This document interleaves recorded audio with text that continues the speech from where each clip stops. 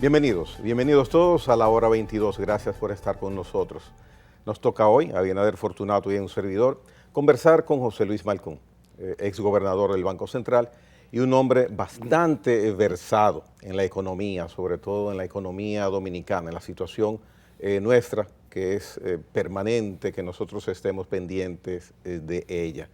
Bienvenido a la hora 22, don José Luis. Gracias, mi amable. Me gustaría comenzar por un tema que pudiéramos haberlo puesto a mitad del programa, pero no, vamos a empezar con un plato fuerte y es la reforma fiscal. Desde años necesitamos una reforma fiscal. El año pasado usted reiteraba que era inminente que se aplicara la reforma fiscal. Usted abogaba porque era momento ya de que el gobierno pudiese empezar a dar los pasos concretos para tomar esa determinación dilatada en el tiempo. Yo le pregunto, en esta situación donde todavía aún existe el remanente de la pandemia, ¿puede realizarse o podría obviarse una reforma fiscal en República Dominicana? Bueno, esa es la pregunta siempre que, el millón, como se dice, ¿no? Pero la única forma de obviar la reforma fiscal es si la mitad de los evasores pagara sus impuestos. Ya. Si la mitad de la gente que evade, si la mitad de la evasión se eliminara y se pusieran a pagar impuestos a esas personas, no habría que hacer reforma fiscal. Pero eso tú sabes que, ¿cómo se hace eso? Siendo eficiente para evitar evasión, habría que cargar con un costo político sumamente alto. Muy fuerte. Y meter preso a unas cuantas figuras. Cuando yo le pregunté yo era ministro de Hacienda, secretario de Finanzas en esa época, le pregunté al director de Impuestos Internos de España qué habían hecho ellos para haber mejorado la situación de la recaudación en España. Y me contestó el efecto Lola. Sí. Y le pregunto yo, ¿y qué es eso, director? Dice, el efecto Lola, Lola Flores. ¿Y cómo Cuando explica eso? metimos presa a Lola Flores, Oh, las ya, recaudaciones se dispararon. Todo el mundo se alineó. ya. El efecto Lola. El problema es que aquí se es muy permisivo con el tema. Entonces, mientras la situación se mantenga de manera como no podemos controlar eso, ni se puede, hay que hacer una reforma fiscal, definitivamente. Y yo he planteado la reforma rápidamente, tiene que ser una reforma de 4 años, o sea, aplicable en 4 años, escalonadamente. No puede ser una reforma para tú recaudar, tú necesitas subir la presión fiscal, más o menos de un 14%, que es ahora, la segunda más baja de toda América Latina, a 17%. ¿Qué significa eso? Un 3% del PIB, de 14 a 17. Mucho. Vamos a decir que son 160.000 millones, de 170.000 millones. Escalónalo en 4 años. ¿Cuánto sale? 40.000 millones. 40.000. ¿Ok?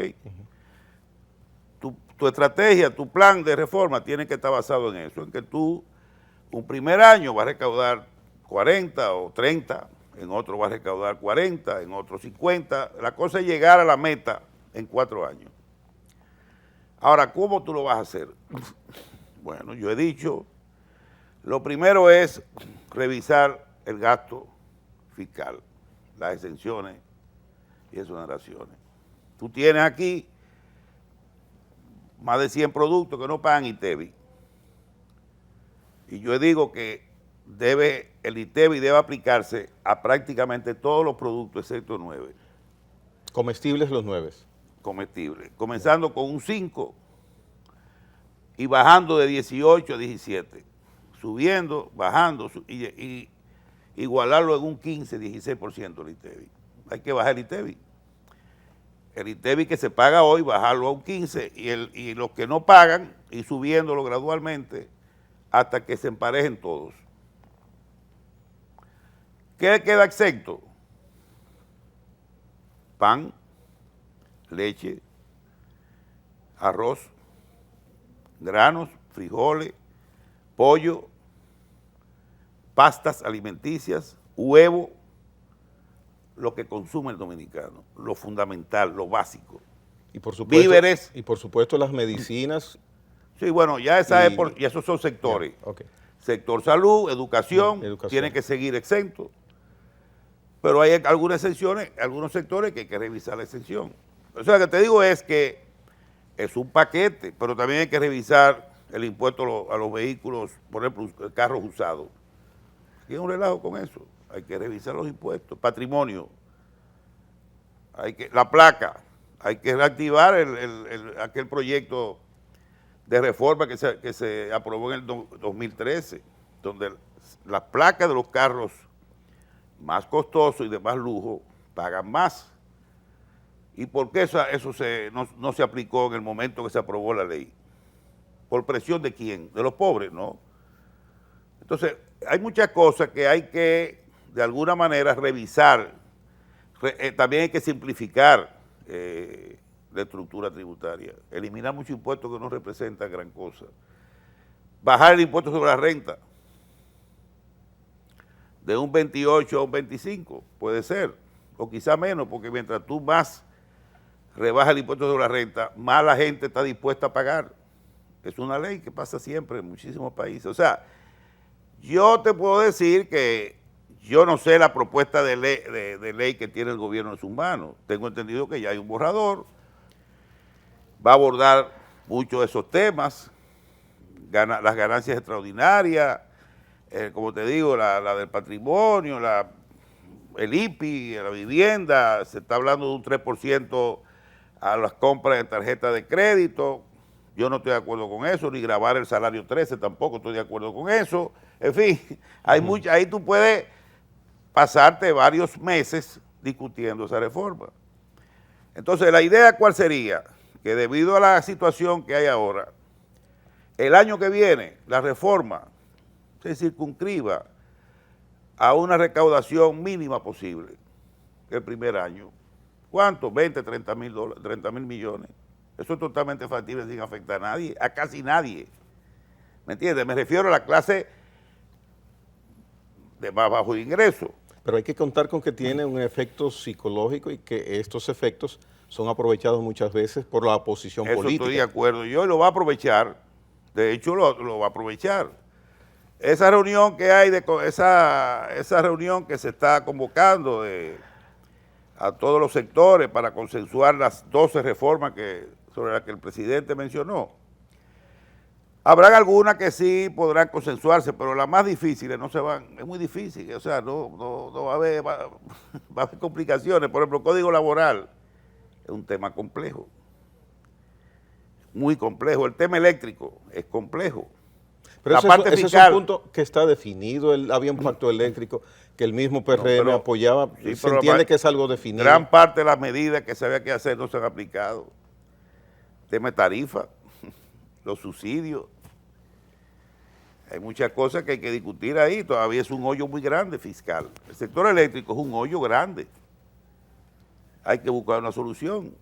Entonces, ahí hay reformas que son probablemente, van a ser un poco fácil de avanzar en ellas y hasta consensuar algunos temas, pero hay otras que no, hay otras que son muy difíciles. Y el tema fiscal es uno de ellos. Ahora, no nos vamos a morir si no hay reforma fiscal para el año que viene. Tú puedes hacer una reforma y el año que viene no aplicar nada y comenzar en el 2023. Esa es una opción. Para que, como estamos todavía envueltos en una pandemia, en una situación crítica, tú dirás, bueno, pero no procede ahora, ni le conviene al gobierno, ni al partido de gobierno lanzarse una reforma que le va a causar un descontento y que la oposición va a aprovechar. Eso es obvio. Entonces, pero yo no creo que, por eso no necesariamente no se deba poner en una mesa de discusión. Mire, nosotros hemos pensado en esto, bueno, opinen, digan lo que quieran, hablen y airear la cosa, porque el tema también no se puede convertir como en una historia de terror. No es tan así. Y hay formas de hacer una reforma fiscal donde el pobre se beneficie porque al final los ingresos del gobierno que van a aumentar le permite a su vez asistir a más gente, o sea, mejorar los programas sociales. Ahí se reduce todo, en recaudar a los que pueden pagar más para ayudar a los que no tienen ni con qué pagar. Le quiero hacer una observación personal, sin ser economista, pero hay una parte que usted no ha mencionado, no sé si está implícita, y es que en esa reforma ha de tocarse necesariamente un alza salarial. Bueno, acaba de hacerse una importante alza salarial. Probablemente en el momento en que comience a aplicarse la reforma, 2022 o 2023, el año que viene haya que revisar de nuevo un ajuste salarial. Eso es normal, o sea, eso no es ningún problema. También el factor inflacionario influye mucho en eso. Estamos en un momento de alzas de precios que no tienen que ver con factores internos, ni monetarios, ni fiscales. Es una alza de precios producto de una contracción de la oferta y la demanda que viene de la pandemia. O sea, y se está reflejando hoy en los precios, pero ya, si tú ves los mercados futuros en Chicago de granos, ya los precios están bajando. La soya, el trigo. Eso quiere decir que ya en 3 o 4 meses, esos precios que se dispararon fuertemente, van a comenzar a coger su nivel y se van a estabilizar. Y ojalá, y si las cosechas salen buenas, las lluvias ayudan, el clima, se va a puede producir una sobreproducción del día y muchos productores van a tener muchos problemas. Entonces ya no va a ser consumidor, no, sino va a ser problema ayudar al productor que tiene una sobreproducción que no tiene dónde poner. Para poder colocarla. Si no va a tener que tumbar el precio a un nivel que pierde dinero. Entonces ese es el otro dilema, porque hay muchas siembras, se ha sembrado muchos granos. Mire, doctor, tomando en cuenta esa perspectiva que usted ha planteado sobre la reforma fiscal, yo trataría de unirla ahora. ¿Cómo ve usted la perspectiva económica de la República Dominicana de cara a los que plantean los organismos internacionales del crecimiento, incluso la propia Comisión Económica para América Latina? La marcha de la economía dominicana, ¿hacia dónde va este año? ¿Y cómo usted ve la marcha del gobierno en ese aspecto? Mira, yo te voy a decir una cosa. A mí nunca me ha preocupado mucho la marcha de la economía. Porque este país toda la vida, o gran parte de los años, los últimos 30, 40 años, salvo los años de crisis, la crisis bancaria, la crisis del 2008, financiera mundial, los atentados del 11 de septiembre del 2001, que son años que tú notas que hay una fuerte contracción de la economía. La crisis financiera del 2008, tú sabes que jamaqueó al mundo entero, ¿no? ¿Eso es cíclico entonces? Eso es cíclico. Y a nosotros nos golpeó duro la crisis bancaria en el 2003. Yo creo que este país lo que necesita no es tanto que crezca, sino que mejore primero la calidad del gasto y la institucionalidad. Este país es un caos. Hay que mejorar la educación, la salud, la administración pública. ¿Cómo un país puede progresar con 750,000 empleados? ¿En qué parte del mundo? O sea, la burocracia aquí se está comiendo el presupuesto. La falta de institucionalidad, la cantidad de instituciones que se deben volar, desaparecer, son más de 40. Pero hay un tema. Tenemos un Estado, simplemente, que por más que tú crezcas la economía, siempre vamos a estar ahí luchando en el pantano del subdesarrollo. No vamos a echar para adelante. Por eso esa reforma que se está hablando ahora, esas 12 reformas que mencionó el presidente, eso es muy importante que el crecimiento. Pero hay un tema de empleo y de desarrollo económico real desde el punto de vista de las empresas, de los... Te estoy diciendo que no me preocupa porque la economía dominicana siempre se ha desenvuelto relativamente bien, o sea, responde. Fíjate que somos de los países que más estamos creciendo en el mundo después de la pandemia. Pero fíjese una cosa, el presidente Abinader, en su campaña y ya después instalado en el gobierno, empezó planteando el tema de la reducción del empleo por la macrocefalia del Estado y las instituciones del gobierno. Sin embargo, el presidente Abinader ha creado varios organismos nuevos, ministerios y eso. No, creó O sea, uno, creó el Ministerio de Vivienda y Hábitat y edificaciones, pero se voló la UISOE, que era un cáncer en la administración pública, la institución más corrupta que ha pasado la historia. Se va el INVI, que le integra a eso, se va INAIVI, que es la parte de vivienda, auxilio y vivienda. Pero eso no significa que todos los empleados se vayan, doctor, que lo saquen, sino que lo distribuyen y luego seguirán ahí entonces. Se han desvinculado mucha gente en el gobierno, porque pasa que tú no puedes, tú vas a desvincular 250,000 personas o 300,000. Yo siendo ministro de Finanzas dije públicamente que en el gobierno, cuando el gobierno de Hipólito, que habían 120,000 empleados de más.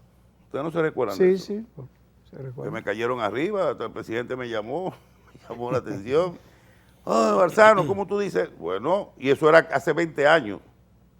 Imagínate hoy, ¿cuánto hay de más? Eso no ha cambiado, se ha incrementado. Estoy hablando, aquella vez eran 280,000 empleados, ahora hay 700 y ¿Y pico. cómo le resolvemos eso al presidente que tiene la mano en la cabeza con el Bueno, tema, con el tema del empleo de su partido que tenía 20 años fuera del gobierno?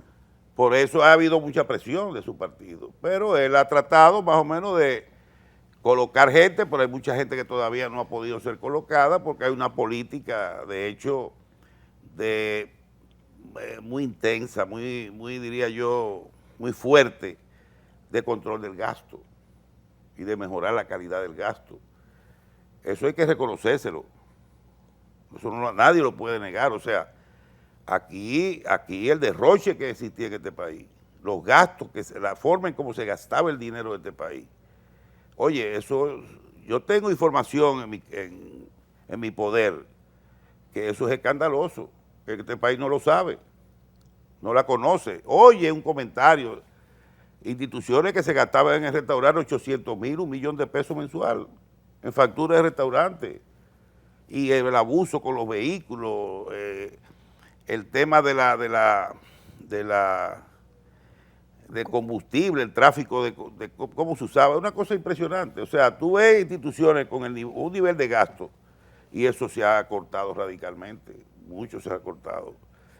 Y yo no estoy aquí defendiendo al gobierno, yo te estoy hablando con cifras, porque yo soy un analista, yo escribo en la prensa, vengo a programas, yo puedo someterme a cualquier interrogatorio y puedo poner los papeles ahí en la mesa y traer lo que sea para demostrarlo. Yo no tengo con eso ningún inconveniente. Como también te puedo decir que hay cosas que yo pudiera criticar, como te digo, hay temas que con lo que no estoy de acuerdo. Yo no tengo problema en decirlo. Bien, con su permiso vamos a hacer una pausa comercial. Venimos en breve con José Luis Malcún, aquí en la hora 22.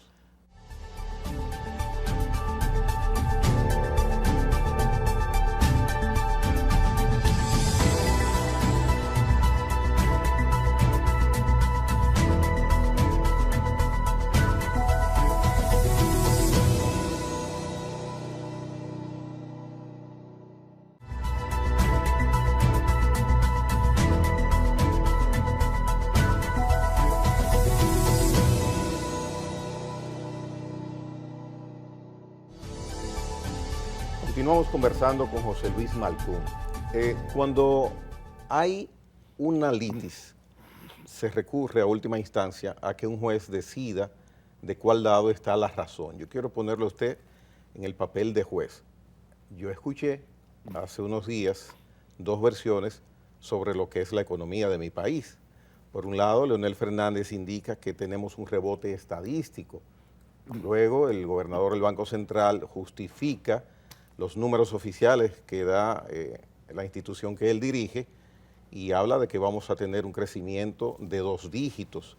Entonces, ¿con cuál versión yo me debo quedar? Bueno, de hecho hay un rebote estadístico, él tiene razón, Lo que él se equivocó fue que habló de que la economía realmente estaba creciendo un 0.3%, y no es así.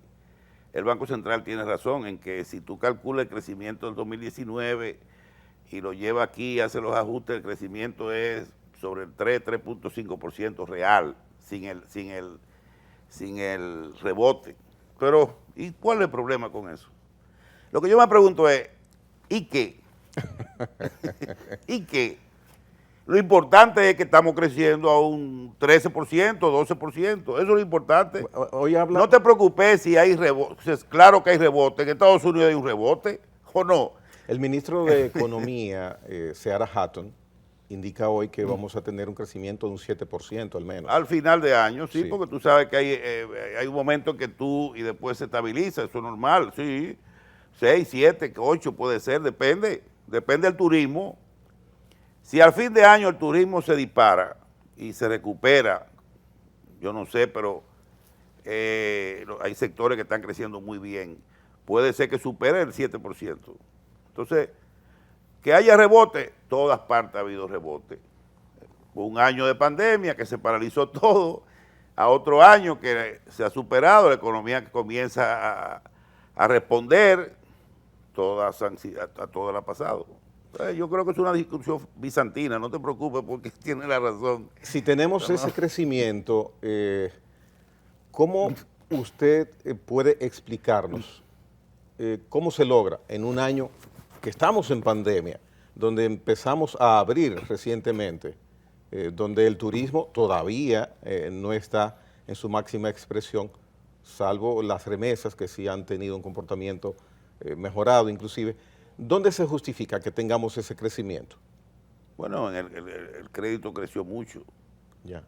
la inversión extranjera ha crecido, hay sectores como Zona Franca que se recuperaron increíblemente, el sector construcción volvió a dispararse, en fin, hay sectores que han respondido a una dinámica impresionante, el consumo se ha recuperado, o sea, la gente está saliendo, está consumiendo. Restaurantes, supermercados, tú ves movimiento en la calle, uno lo ve. Tú te vas un sábado a una zona de restaurantes y están todos llenos.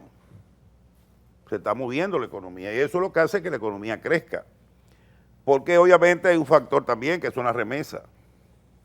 Las remesas le han inyectado una cantidad de dólares al país como nunca en la historia. Eso mueve la inversión, como te digo, la inversión extranjera también. Son factores que han ayudado obviamente a que haya un crecimiento sorprendente. Yo no pensaba que iba a responder así.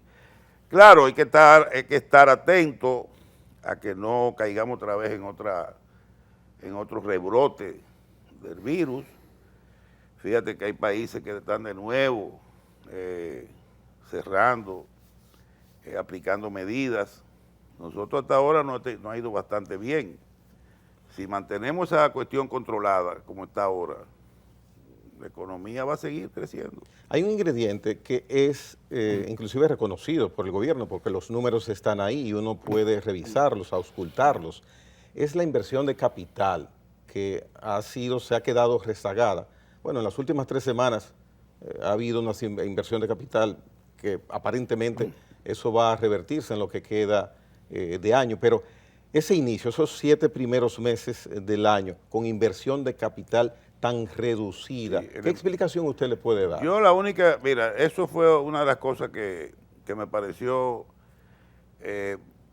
quise buscar una explicación. La única que le encontré como racional era que en un momento dado, en los meses de febrero, marzo, abril, los precios se dispararon.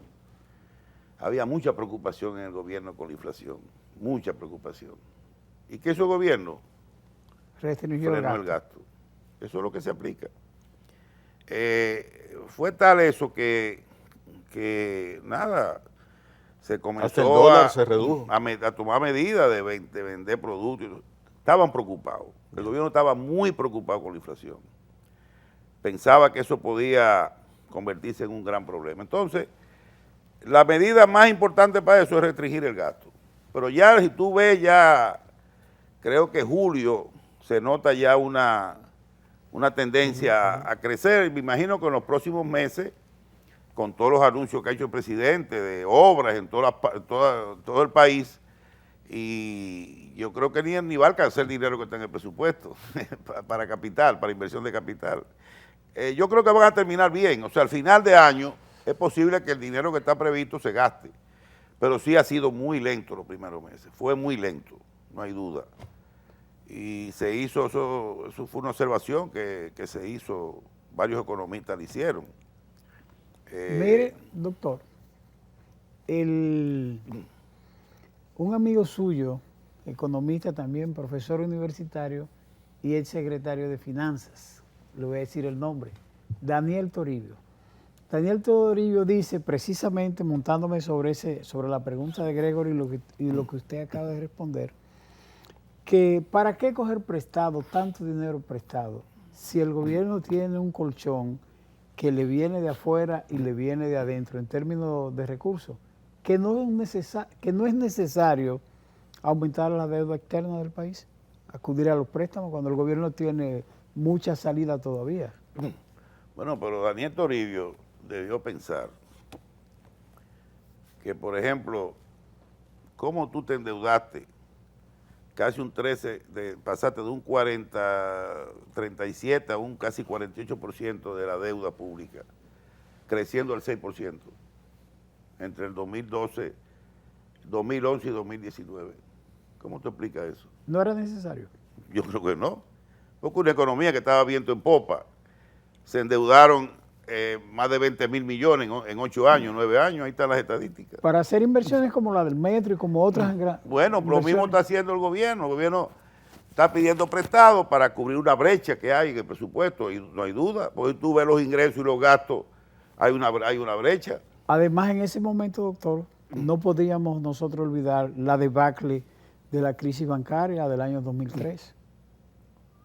Sí, o sea, digo, como efecto negativo para la economía. Sí, claro, eso tuvo un gran efecto negativo. Por eso también imagino que debería explicar parte del endeudamiento externo de la economía en los últimos años de Leonel. Yo no creo, no, ya eso hace más de 17 años. Yo creo que la política de endeudamiento del Banco Central, tú me estás hablando del Banco Central.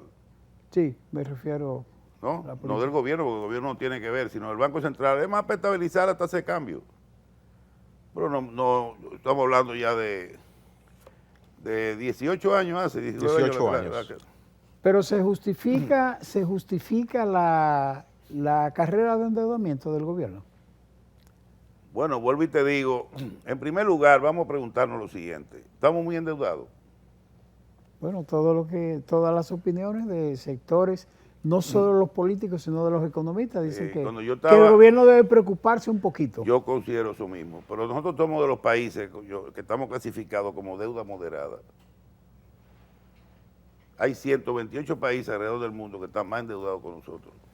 Nuestra deuda, ¿cuánto es? 56% del PIB. Es una deuda baja. Pero se está ahora, más alta. Si tú le sumas la deuda del Banco Central, te sube a una cifra preocupante, 70% del PIB, ¿ok? Lo que nosotros nunca debemos mantenernos por debajo de un 80% del PIB, no pasar de ahí, mantenernos por debajo de esa cifra. Y yo estoy de acuerdo de que la deuda hay que comenzar a controlarla o mantener un nivel de deuda que equivalga a que tú pagues y recibas lo mismo, o sea, que lo que tú pagues de capital intereses o de capital sea lo que tú te endeudes. Eso hay que buscar la forma de estabilizarlo, porque la deuda nos trae problemas con las agencias de riesgo en cuanto a la calificación que el país tiene. Eso hay que cuidarlo mucho, porque también tenemos que bajar el costo de la deuda. ¿Cómo se justifica que Grecia use el 17% del presupuesto de sus ingresos tributarios para pagar los intereses de la deuda, cuando debe 185% del PIB de la deuda de Grecia? Nosotros, con un simple 56% del PIB, dedicamos 25% de los ingresos tributarios para pagar los intereses. 178.000 millones. No tiene sentido. ¿Pero por qué? Porque o sea, nuestra deuda en términos globales, estamos pagando 6, 7% de interés. Los griegos pagan 2 y 3%.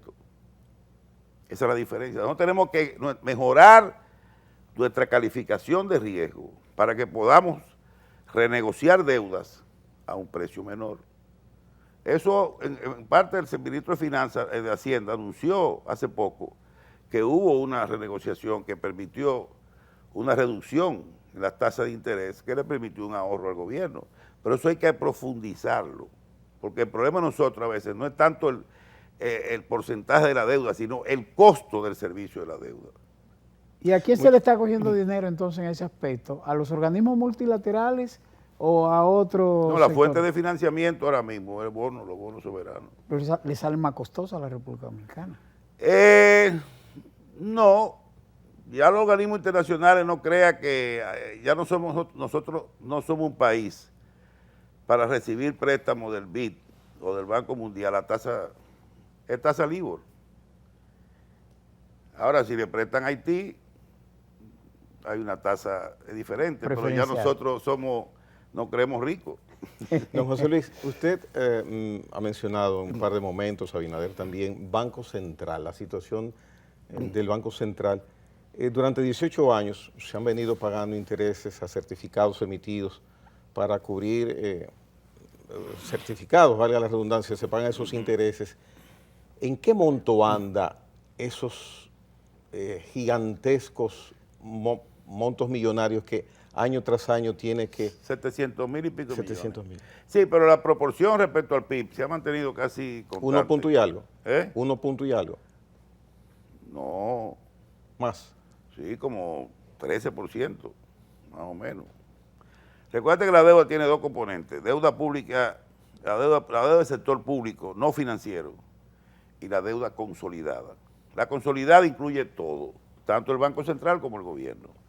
La del gobierno está a julio en 56%, algo así. Si tú le sumas al Banco Central, que son como 3 y pico, estamos redondeándole en un 70% del PIB, la deuda consolidada del país. O sea que, por eso te decía que no es hay que preocuparnos por la deuda. Yo no te quiero decir que no, ojo. Lo que no te puedo decir, ni puedo, pues sería irracional que yo diga, oye, estamos sobreendeudados. No, tampoco así, no es cierto. O sea, hay que preocuparse, hay que controlar eso, ir moderándola, llegar a un nivel donde ese endeudamiento no siga creciendo, pero en un pleno, acabamos de pasar una pandemia también, ojo con eso, Esa pandemia metió la deuda pública, la disparó casi en 8% del PIB, 9%.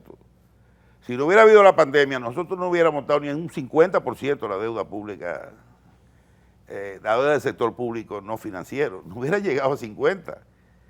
Pasó de 50 por la pandemia y no lo endeudó, se endeudaron 2 gobiernos en ese año. ¿Ok? Una parte fue cuando comenzó la pandemia en marzo, hasta agosto, que gobernó el presidente Medina, y otra parte fue gobernada por Luis Abinader. O sea, fue un año donde hubo que echarle mano a todos los medios posibles, porque ¿cómo tú financiabas la fase 1, la fase 2, la fase 3, los programas, otros 5 programas casi de ayuda? Eso costó mucho dinero. Y fue la columna vertebral de sostener una economía respirando. Eso fue básico. Eso fue básico. Si no estuviéramos hoy nosotros, oye, comiendo en un cable, eso fue básico. Pero eso implicó deuda. Quedamos marcados por este brinco en el nivel de deuda. ¿Se puede hablar de un antes y un después? Bueno, sí, se puede hablar de un antes y un después, porque en el medio hay un acontecimiento que transformó todo. Como en el 2008, hay un antes y un después. Con la crisis financiera mundial cambiaron muchas cosas. Un antes y un después. ¿Y repercusión significativa de usted en el futuro por este aspecto? ¿O lo solventamos y seguimos caminando? Bueno, va a haber repercusiones en la salud, No, en la parte económica me refiero. Bueno, la económica sí, vamos a heredar una deuda mayor que tendremos que pagar con un mayor costo. Hay mucha gente que perdió su empleo, que no lo ha recuperado, mucha gente. Hay mucha gente que quebró su negocio. ¿O ustedes creen que todos los negocios se salvaron? No. Hay mucha gente que quedó endeudada con el sistema financiero.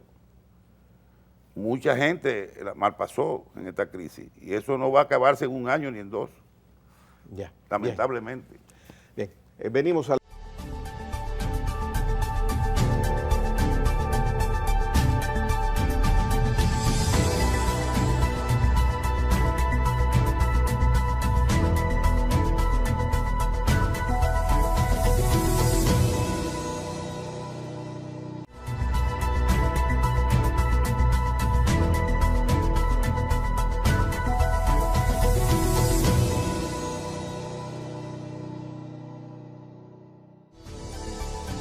Mire, en esta parte final del programa yo quisiera tomar unos minutos para hablar de la historia de parte de nuestra economía y le voy a mencionar el caso Baninter, un solo aspecto de él.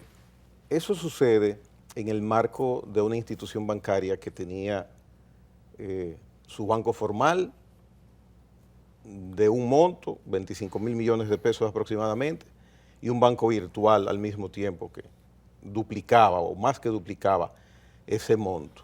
O sea, eran personas, era una institución, un esquema que fabricaba dinero virtual. El preparar eso, lo sabemos, se toma muchos años, no es de un día para otro. Y la pregunta de historia económica que yo quiero hacerle a usted, ¿qué pasó con la supervisión bancaria, si se puede llamar así? Esos vigilantes de la economía que no notaron que algo andaba mal en Dinamarca y iba a empezar a oler mal también. Esa es la pregunta. No había supervisión bancaria. No había. Aquí hasta que se aprobó la ley monetaria y financiera y se logró la independencia de la superintendencia de bancos, se le dio el poder que necesitaba una institución como esa para actuar en el sistema bancario. Antes no había supervisión bancaria, nunca. Porque ¿cómo tú me vas a decir a mí que 3 bancos que manejaban, como tú dices, el doble de su cartera mediante una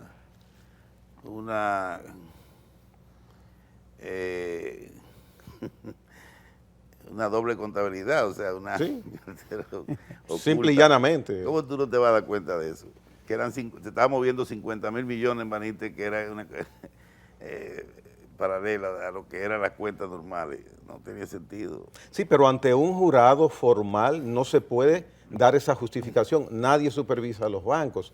Debió o tiene que haber algún tipo de responsabilidad que lamentablemente nunca se señaló. ¿Por qué? ¿Cómo? ¿Cómo se explica? Es que ahí hay factores políticos muy fuertes. Yo de eso no me gusta hablar mucho porque tú sabes, no era tanto que el superintendente de turno o el gobernador de turno, no, ahí había muchas intromisiones políticas. Que había banqueros que conseguían lo que querían con solo tocar la puerta. Que en vez de pichar por la superintendencia, pichaban por el presidente había, de la República. había mucha intervención política en el sistema, no se puede, eso no se puede ahí. Yo no te puedo decir, bueno, vamos a culpar a alguien o a fulano o a fulano, no, porque imagínate, bueno, ¿quién sabe lo que se movió detrás de eso? Ahí llega el tema de la institucionalidad del que usted eso sigue es hablando. parte del problema. Fíjate cómo cambió todo cuando se aplicó, se saneó el sistema financiero, funcionaron las nuevas leyes, los reglamentos que se dispararon después durante años. Fíjate cómo está funcionando nuestro sistema financiero ahora mismo, reconocido en el mundo entero. Ahí tú ves cuando se hace los índices de competitividad, el único sector que saca la cabeza por nosotros es el sistema financiero, porque después en los demás estamos 120, en corrupción estamos allá arriba, casi el segundo lugar y así, o sea, yo creo que el sistema hoy en día es uno de los más sólidos de América Latina, es un sistema que con un nivel de solvencia increíble, y eso producto del golpe que pasó. O sea, a veces tú tienes que caerte 2 o 3 veces para entonces entender que no puedes seguir no puedes seguir cruzando ese bache, porque te va a seguir. Entonces hay que cortar un momento, y aquí hay muchos sectores que ameritan una reforma tipo la que se hizo con los bancos, un jamaquión, porque si tú no jamaqueas alguna mata, las hojas quedan secas y arriba, no hay forma de sanearla, limpiarla. Mire, de José Luis Malcún se puede decir que se creó una impronta a raíz de su participación circunstancial, el destino, lo que fuese, política, porque usted también es político, a raíz de esa situación que gallardamente usted pues enfrentó, guió también en determinados momentos. Entonces, no verlo a usted dentro de un esquema de un organigrama gubernamental, particularmente a mí, es posible que me extrañe, y particularmente pienso que bien podría usted formar parte del gobierno. ¿Estaría en sus planes esta parte? Bueno, yo de alguna manera colaboro dentro de mi independencia, apoyo a la gestión del presidente Abinader en todo lo que yo pueda. Yo te quería decir algo con respecto a la crisis bancaria. Tú sabes que yo, entre el momento de la crisis de 2003 hasta 2008, fueron momentos muy duros para mí. Había un cuestionamiento de que por qué se hizo el salvamento bancario, que no había que hacerlo. Hasta se me sometió a la justicia por violación de la ley monetaria y financiera, y tuve que enfrentar hasta cargos judiciales por eso. Cuando yo nunca tomé una decisión propia, fue la Junta Monetaria que la tomó, pero yo soy el gobernador y yo asumí eso, yo no tengo problema, y me defendí como... Hasta el 2008, cuando vino la crisis financiera global, eso fue lo que yo entiendo, no que me reivindicó ante nadie, me reivindiqué yo. Yo me reivindiqué, porque se demostró que cuando hay una crisis bancaria, los bancos grandes no pueden quebrar. Ningún país del mundo ha sucedido eso. Porque lo que no sabe la gente es que si hubiéramos nosotros permitido que el sistema financiero se fuera a pique en aquel entonces, y todas esas cuentas, depósitos de compañías de seguro, de compañías de retiro, de planes de retiro, de pensiones, todo, porque la gente dice, no, porque fulano tenía 20 millones y se lo devolvieron. Bueno, sí, ¿qué tú querías? Que yo como gobernador dijera así, te voy a dar a ti, pero a ti no. A Bill Gates le salvaron su dinero. O el que Estados Unidos, cuando salvaron los bancos, muchos, Aguacobia Bank, cuando lo salvaron. Ojo, ahí salvaron hasta el de Tesla, ¿cómo es? Elon Musk. O sea, salvaron a todos. O tú vas a identificar, mira, tú eres millonario, a ti no te vamos a salvar. Era el banco, es la institución. Nosotros tenemos que responder, proteger. Ahí estaban todo el dinero de las asociaciones de ahorros y préstamos, estaba ahí. Todo. Los fondos era ahí que se depositaban. La pensión de los maestros, de los trabajadores, de los empleados todo estaba ahí. Los patrimonios familiares. Que Sosa tenía 25 millones, 30 millones. Bueno, ¿y qué tú quieres? ¿Qué tú quieres que hiciéramos? Y sobre todo los patrimonios familiares. Patrimonio, fondos, de todo había ahí, de todo. Las inversiones de Capcana, los inversionistas extranjeros que metieron su dinero ahí, todo estaba depositado ahí. Entonces, en el 2008 se demostró que no hay salida. Tú no puedes permitir que un sistema financiero colapse. Nunca. Y en Estados Unidos fue peor, porque ahí salvaron compañías de seguro. Salvaron, y la industria automotriz recibió dinero del gobierno para que no colapsara. Nosotros no. Nosotros dejamos que las compañías de seguro de los bancos quebraran. No metimos dinero ahí. Y ustedes lo saben. Nosotros nada más nos dedicamos a los bancos. Pero bueno, claro, ellos pueden allá hacerlo, lo que hicieron. Nosotros no.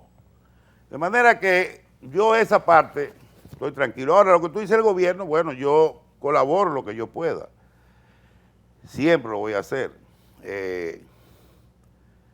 Yo considero que las cosas se están haciendo bien.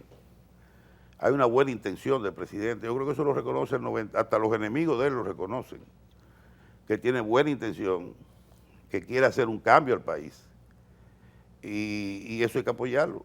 Con su experiencia, doctor, los índices de desarrollo, ya en la parte final del programa, los índices de desarrollo de la República Dominicana y su perspectiva de cara a las metas internacionales, la formulación de ONU, todos los demás organismos.